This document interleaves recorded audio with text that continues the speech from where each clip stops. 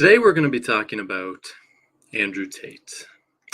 For those of you who have been living in a cave somewhere for the last year or so, Andrew Tate is someone who has become very, very famous recently for speaking out about feminism, a lot of our toxic culture, and and being very, very controversial, which has gotten him to become very famous on a lot of talk shows and have a lot of interviews, and he's typically either loved or hated at this point. Now, I'm doing this video now, and to be clear, like I don't normally disparage anybody. It's not really my thing. you know there are dozens and dozens and dozens of coaches and other people that will disparage me because of the things that I talk about, and call me a narcissist and call me a woman abuser and all kinds of totally ridiculous things. I don't do that to other people. Okay, I don't do that to other coaches. There's tons of coaches and tons of people that I disagree with, and I just block them. Got no interest in interacting with them in any way. This is different. And the reason that this is different is because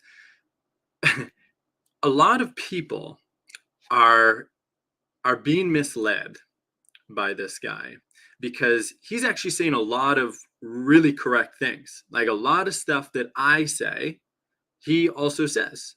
Not just about masculinity and about femininity and about the family and about all of that stuff, but also a lot of political stuff that I don't really talk about anymore. But my beliefs are very similar. With radical leftists and the woke crowd and the all of that mental illness that's going on. A lot of stuff that he says that's 100% true. And so for a while, up until more recently, until the last few months, my opinion of Andrew Tate was that he's quite masculine in many ways, because of his ambition and boundaries, and he's got a backbone and all of that stuff, but his heart seems to be quite offline. Where because I had looked at stuff about how he's into polyamory, not really an exclusive devotional relationship with a woman, so he's not devotional. But I didn't put him in the category of a sociopathic scam artist until I really started doing more background research on him. Because what's happening now is he is getting all of these interviews from people that I otherwise respect, and I've seen a lot of stuff from, like Tucker Carlson, for example. It's not that I agree with everything that he says, but I agree with a lot that he says, because he's against woke people and he's against the mental illness that's being pushed on us by the by the by the very radical left, the communists, basically. But on that interview, he didn't ask any hard questions at all.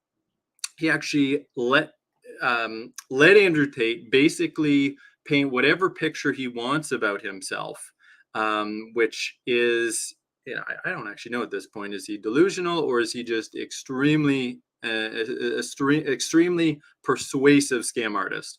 Because a lot of people, mostly men, but also some women, have bought into his whole thing as him being like a hero of the freedom movement and bringing masculinity back and all of this stuff, right? And he's not. He's not a hero. Nobody should be worshiping him. Nobody should be celebrating him. Nobody should be doing anything. Because this is the big thing. Before I actually get into this video, I'm going to play this video clip, and it's not even the worst I've seen from him.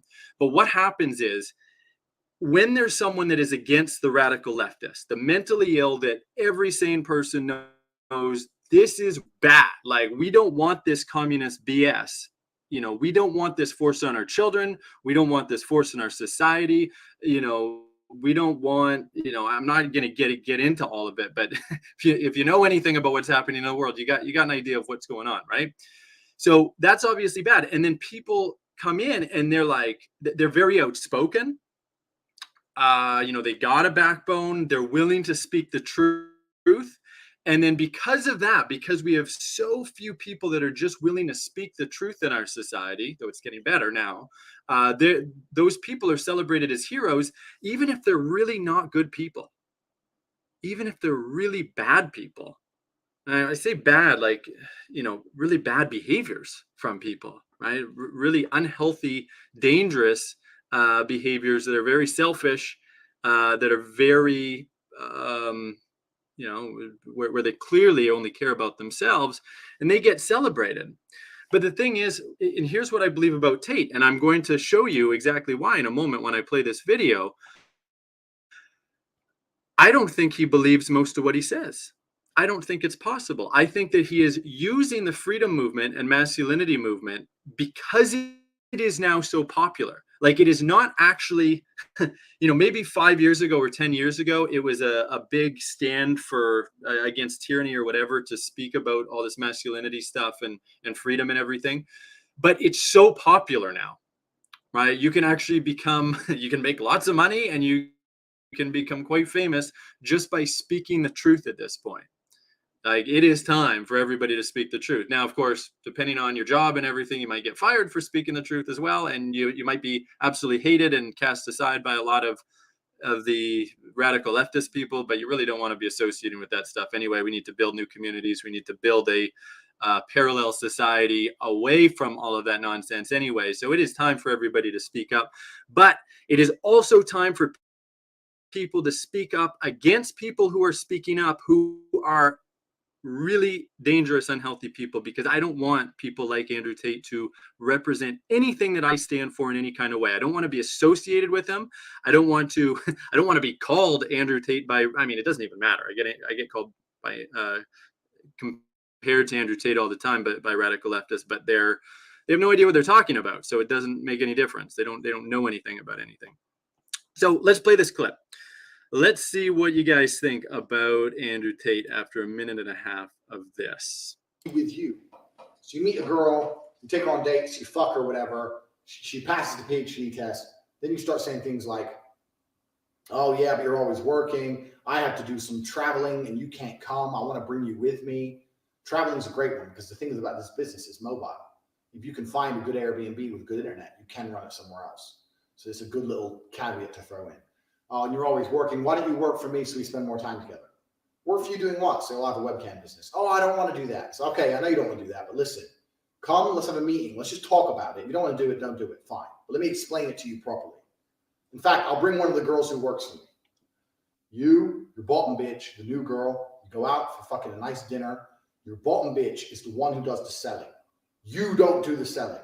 The girl has to hear it from a girl. And this is where your bottom bitch has to be trained. That's why I said it's so important to have a good first girl. My first girl was so good, it was easy. My girl would sit there and go, oh my God, before this I was a waitress and it was shit. And now I do this and I make so much money. And the guys all love me and they adore me. And on my birthday, they send me presents. And I get so much money, blah, blah, blah. It's so much fun. And we stay at home and da-da-da-da. And we're going to go to Thailand soon. We're going to be working in Thailand. And we're going to stay there for as long as you want. You should come with us. It's going to be so much fun. Da-da-da-da. Martinis, martinis, martinis. Bang. Threesome. Slam them both. Your bottom bitch knows. This girl's like, okay, well, I'll try it. Put both girls on camera together the first day. So the new girl can sit there and just sit with the other girl and get drunk. Give them a bottle of vodka. Put on the fucking chatterbait. 100 tokens per shot. The guys will send loads of money to get the girls drunk because guys like drunk girls. Girls will sit there, get drunk, have a great time. You say it's your new job now. You haven't go to work ever again. That's how you recruit girls. Do not recruit girls any other way.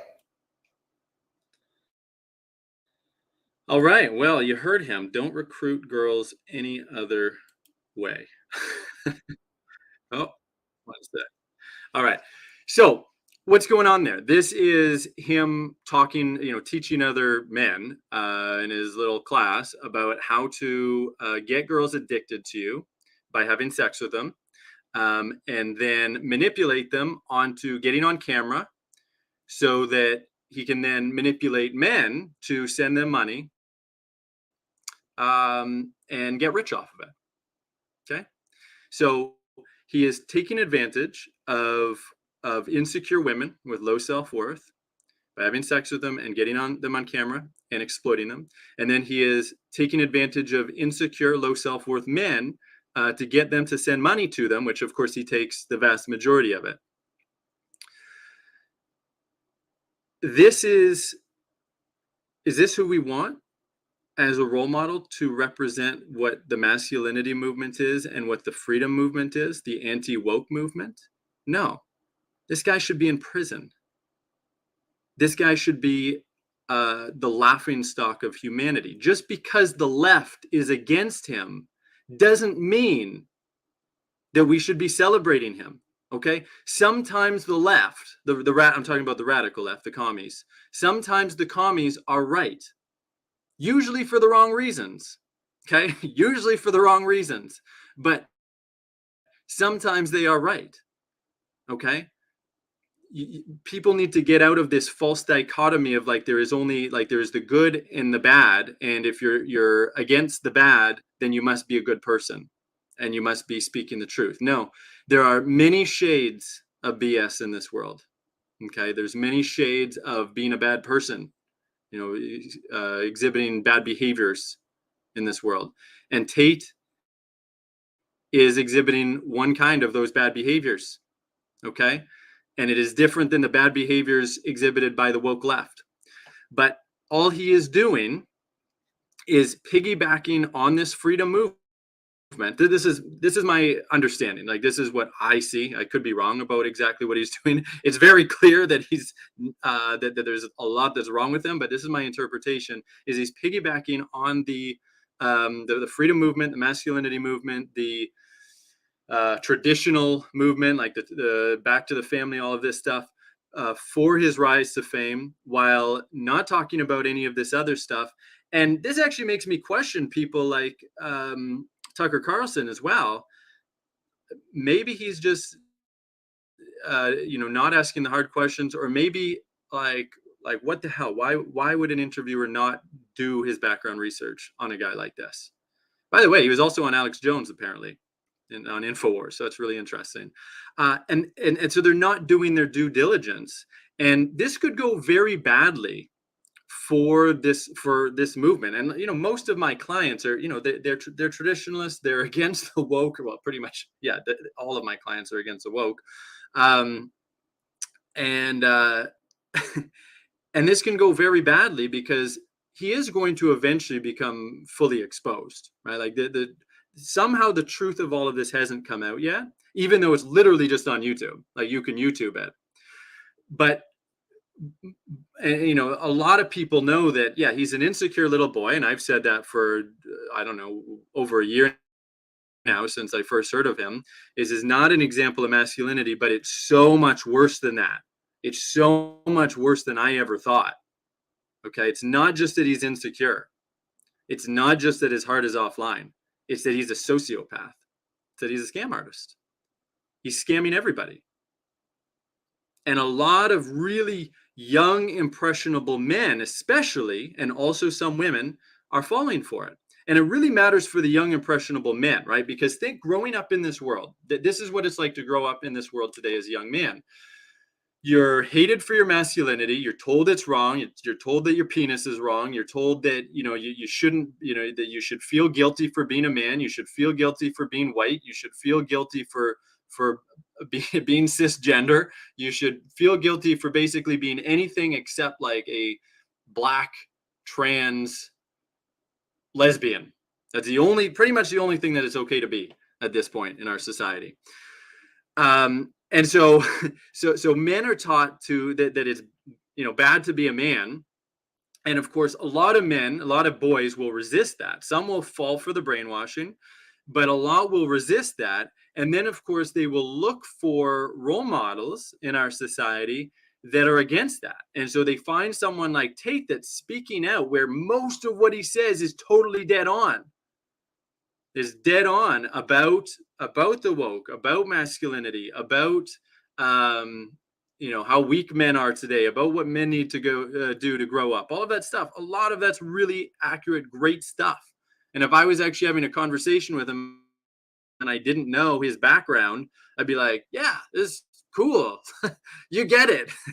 But he doesn't get it on an embodied level. He gets it on an instinctual level, enough to manipulate other people to become famous. That's all he gets. So these men, these young impressionable men, fall for this, And that's all they know, because literally Tate is a much better masculine role model than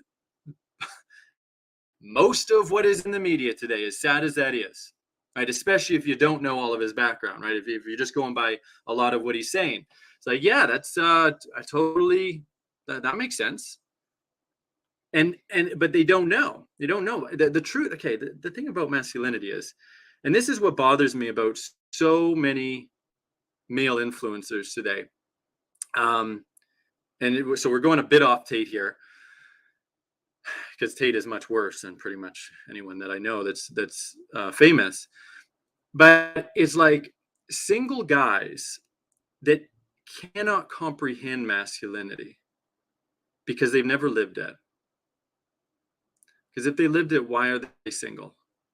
Now, maybe their woman died, right? You know, there's things that can happen, right? I'm not saying there isn't, but you know, and because I've gone on this, and I'm not disparaging single men, by the way. That has nothing to do with that. You know, I want every man to be able to have a healthy relationship and a family and all of that stuff. It's great. So it is nothing about that. It just, I'm talking about influencers that are talking about masculinity. Okay, I have been a pickup artist prior to meeting my wife. Right? That's what I really did for 10 years. And that's really all I knew about masculinity. That was the best I could find at the time. And there's a lot that is wrong with that. But I was teaching men how to meet women. So you can even look at that, and you know, I can look at that now, and a lot of that I would say is unethical. Not even, I mean, it was all consensual and everything. It wasn't manipulative because I didn't teach manipulative pickup. But even that, I'll look back and be like, yeah, I could never teach that again, especially now that I have a daughter. It's just like there's a lot that's problematic about that mindset. Not just that it's immature, but also just that it's not loving to women. Even though I did love women, like I cared about, like I liked women. I loved, feminine energy and all that stuff. But like to focus on just having sex with women, there's a big problem with that, and that's not masculinity. Okay, a man who's just trying to have sex with a bunch of women, that's not a masculine man. I had a lot of traits of masculinity back then. You know, like I could lead. I wouldn't be able to have sex with women if I couldn't lead back then. Um, I, I would speak the truth. I was very confident. Lots of masculine traits. I could set boundaries, all of that stuff. And this was before I learned about feminine communication. So I wasn't teaching a woman feminine communication, but there's lots of traits, but that's not masculinity. Okay. That's not masculinity. That's boyhood. That's a boy in an adult body. When that's a focus of a man. And when when that's the focus of your man, and you're manipulating men and women, men out of their money and women onto sex scams, you're a sociopathic boy. That's not masculinity. Okay? Just because you have a backbone, just because you care about yourself, just because you put yourself first, that doesn't make you a man. Okay?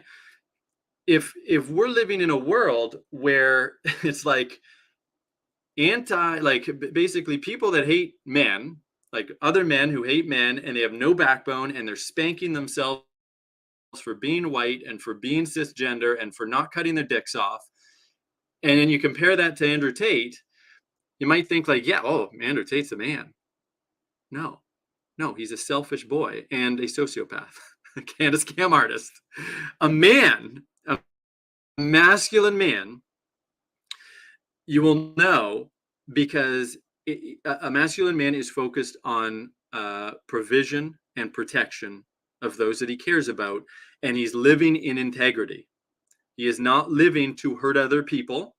He is not living to manipulate other people, to take advantage of other people for selfish gain. He's not living to just stick his wiener in a bunch of women, take them on dates and wine them and dine them and then have sex with them. None of that has anything to do with masculinity. Masculinity is about, there's many aspects, right? Part of it is being on purpose, right? It's about bringing your purpose into the world.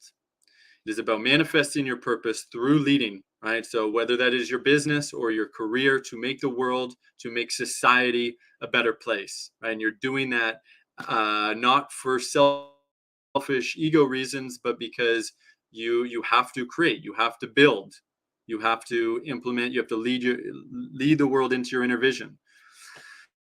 Um, so it's giving, it's energetic giving. You're giving your inner vision to the world.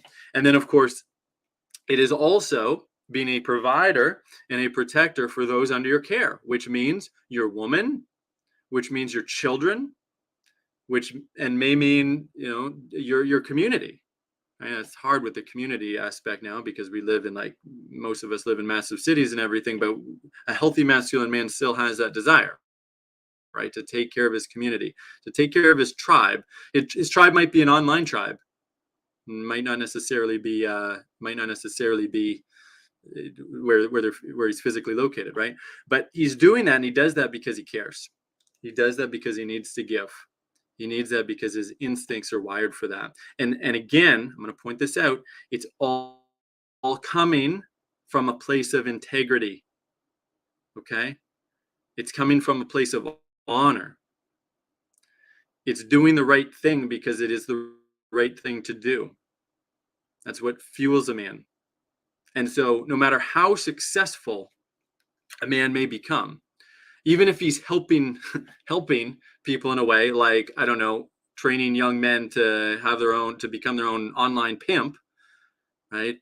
Sure, that's kind of helping a tribe in a sick, twisted way, but it's totally out of integrity, right? And everything that he says about masculinity and everything goes against what he's actually doing. I don't care so much about what people are saying. I care about what they're doing. And so I'm gonna listen to or read out some of the comments in a moment.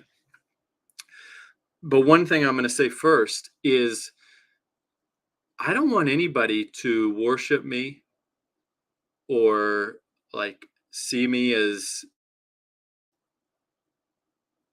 even, like, better than them, or see me as a hero or any of that stuff. All right. I've found some pretty cool stuff about polarity. I've been able to help a lot of people because of what I've learned. Um, I've been able to transform a lot of relationships. I'm speaking about some stuff that basically nobody is speaking about, and that's all fantastic. Okay, good for me. Good for me.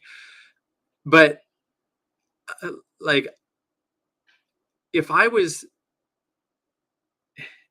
a bad person, let's say, like I was just doing it because uh, just for totally selfish reasons, I really shouldn't be, like, listened to at all. Even if I mean, you can listen to me. I guess people could still benefit, but, like, I certainly shouldn't be celebrated because of that, right? And I'm not perfect.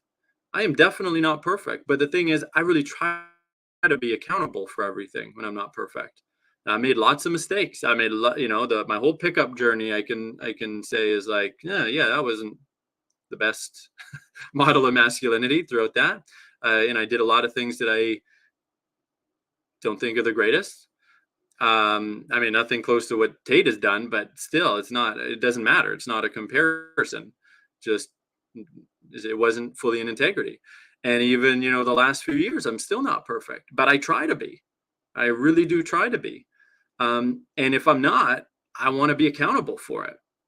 And when you follow people and celebrate people who are not taking accountability for their mistakes and just kind of totally override it, that's completely 100% anti-masculine. It's anti-masculine for a man to not take accountability for his mistakes. That's living 100% trapped in boyhood. Okay.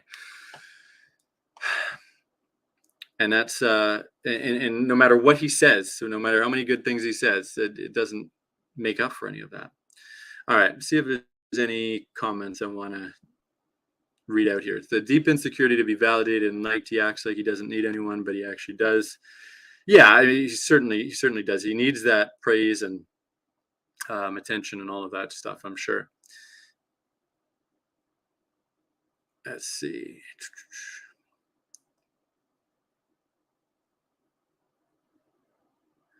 Oh my God, that's exactly the same Same thing I said to my stepson, and he didn't take it because it came from me as a woman. I want to say how much I appreciate you making this video and saying this. I'm going to try to share it with him. Yeah, definitely share it with him.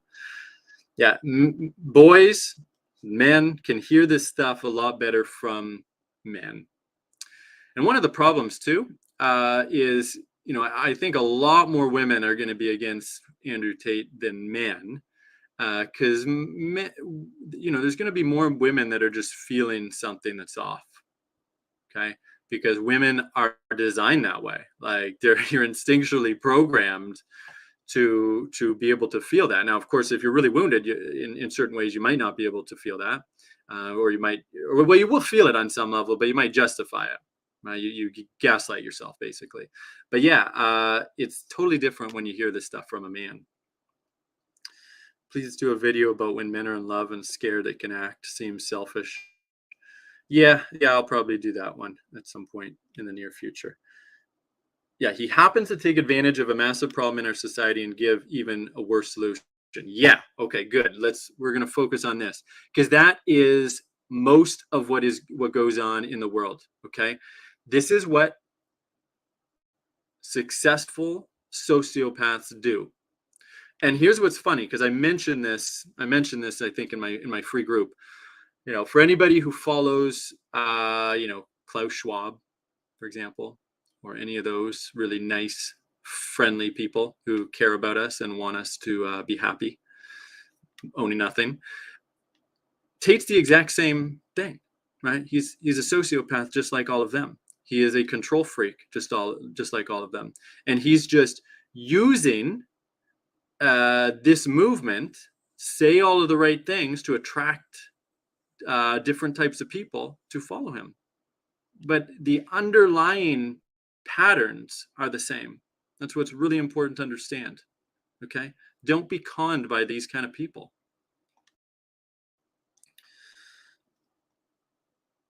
I feel grateful that you're speaking on this topic, and specifically Andrew. I feel just his obsession with material goods is a clear indication that he's ego-driven. Seeing the way he talks about how he treats and views women hurts my heart for those who are being so highly influenced by him. Yeah, there's nothing wrong with material goods. I like material stuff as well, but when it's a fixation on that, and to an obsession level, that can definitely indicate that that's a really big problem. Like bottom line is it's very easy to manipulate and take advantage of people who lack self-worth, both women and men. Okay, this is very prevalent in our society, and it's also very prevalent in the coaching industry. I see it all the time. I'm not going to say any names, but I see it all the time. And really be careful who you're looking up to. They might say lots of great stuff. Are they walking the talk? As best they can, anyway. They don't have to be perfect, because like I said, I'm not perfect. I'm definitely not perfect, but I try to be accountable for everything. It's easy to be taken advantage of on this more collective scale, just like it is in relationships, right? If you're the kind of person that gets screwed over in relationships, you get used, you get taken advantage of, your needs don't get met, you justify their behaviors, you think that the problem must be fully you all the time, and you just look, you keep trying to be better and better and better. Well, you're going to probably get conned collectively as well. It's the same kind of thing. It's not by Andrew Tate, it's by somebody else. Let's here's a very last thing I'm going to say about this. There's lots of amazing men out there. There's lots of amazing men out there. Some of them are speaking about this stuff, but most are not, right? Like a lot of the amazing men out there are just like, they're a husband, they're a father, they're taking care of their woman, they're taking care of their children, they try to do the best that they can in their community. They naturally risk their lives to save somebody if it came down to it. Good men. There's lots of really amazing men out there that are already embodying this stuff far beyond anyone like Tate that's talking about it. Um, it they just might not necessarily be out in the media talking about it. But there's lots of really good men out there, and there's also lots of wonderful women out there as well, that aren't necessarily talking about any of this kind of stuff. Um,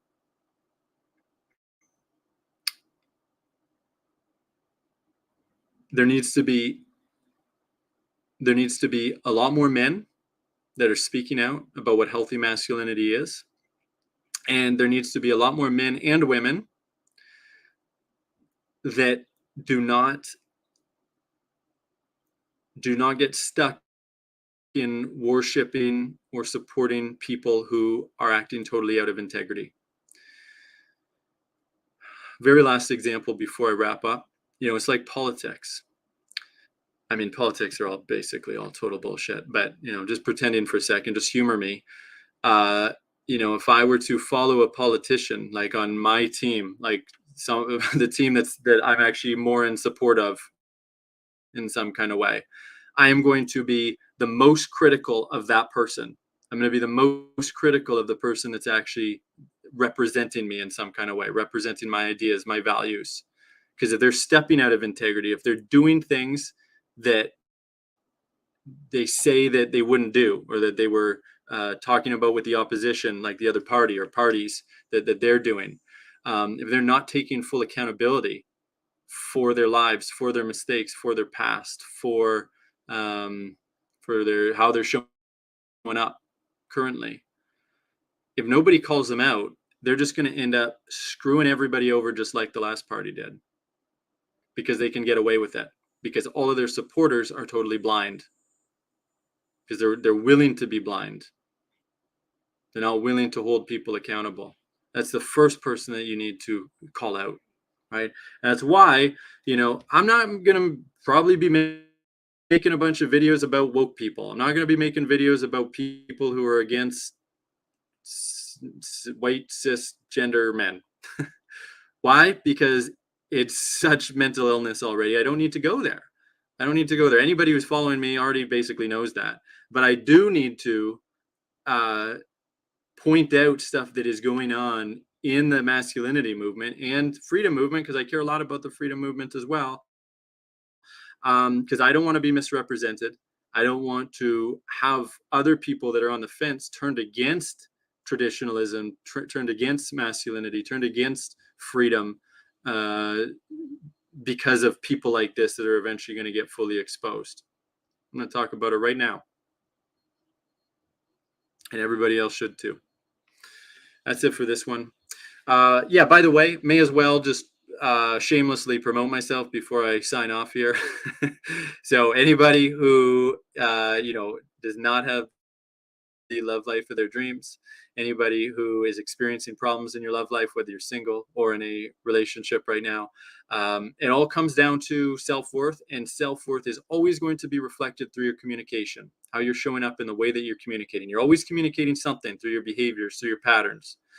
And you're going to continue getting something similar to what you've always been getting until you learn to make shifts to change the way that you're showing up, change the way that you're communicating, which means women learning how to let go of control and use feminine communication to inspire a man, and men learning how to take control, take charge in a devotional way to lead a woman, including correcting a woman, leading her with love, leading her into her femininity, leading her into letting go of control. Okay. That's what we help men and women do. That's what we help men and women do in our academy program. And it's also what we help men and women do on our masterclass. And our masterclass is coming up in a little under 3 weeks.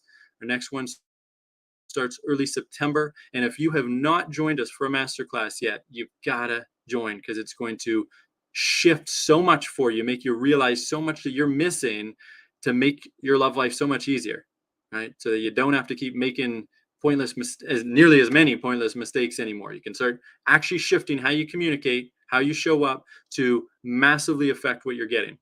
I want every single man to have a vulnerable, feminine, submissive, respectful woman who appreciates him and all of his gifts. And I want every single woman to have a strong man with a backbone whose heart is online, who's devotional, who just wants to cherish his woman with his leadership. And we give you a lot of the pieces by showing you the communication that you need to be shifting in our masterclass. So to join us, go to relationshipofyourdreams.com. The website is right below my face, relationshipofyourdreams.com, all one big word. Go to my website, scroll down a little bit. You'll see the link to book your spot, and I will see you in September, and we will show you how to really start changing your love life. I'll see you there.